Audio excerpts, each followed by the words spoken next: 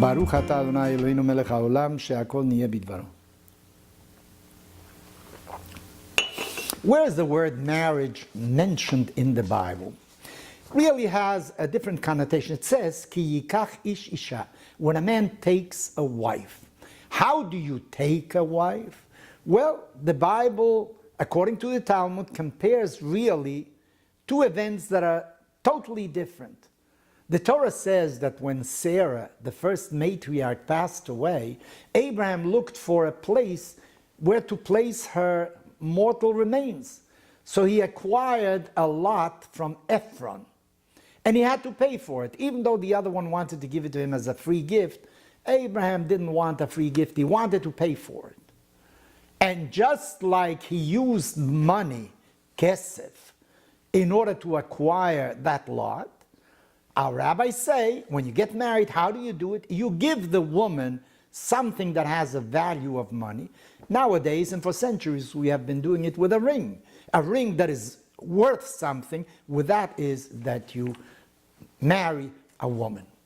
But it's very strange, really.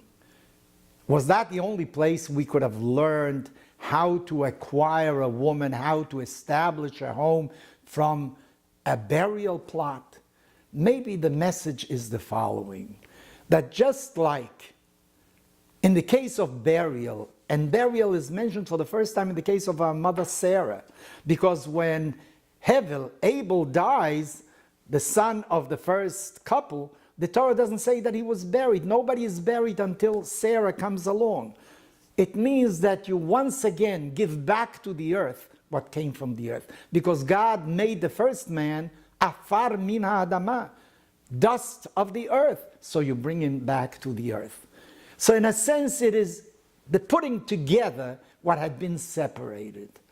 According to our rabbis, the Bible says that the first man was created out of tzela, a rib of the first man. But some of our rabbis say that tzela is not a rib. Tzela is really a half. You know, God made a section, a vertical section of the first man. Half was woman and half was man. So that when you get married, is what you are doing is bring back together what originally was a unit. So that means really that marriage should not be a sequential event. Marriage should be the getting together of two people, and that should be a lasting thing. And maybe that's why the comparison with the burial, because that is a terminal thing. You get married, that is for life. That is for the duration of your life. Maybe there's something else also. Why was Sarah buried? What is the meaning of burial? Maybe it is also that life doesn't finish with death. Because if life would finish with death, what do you care what happens to the remains?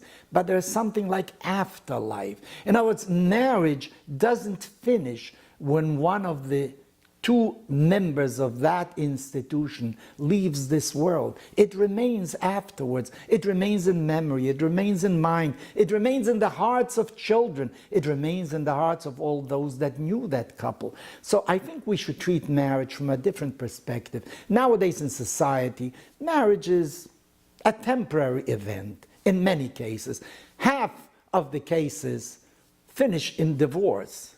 And there's another marriage and another marriage. I think we should look at marriage as a lasting event for a man and a woman who come together in order to build a home, to build mutual understanding, to transmit a legacy to future generations that absorb also what they received from previous generations, because we see that the strongest societies, those that advance, those are the ones that have a nucleus, a family nucleus that is very strong and very healthy. Look at many of the Oriental families, how strong they are. Look at the Jewish family traditionally, the way it was. And what gave us the strength is that because Judaism did not start out as a faith of an individual. It started out as a family affair. It was Abraham and Sarah. It was Isaac and Rivka. It was Yaakov with his wives, with his children. It's a family affair. Let us maintain our family strong, because that is what gives strength to the Jewish people and ensures its future.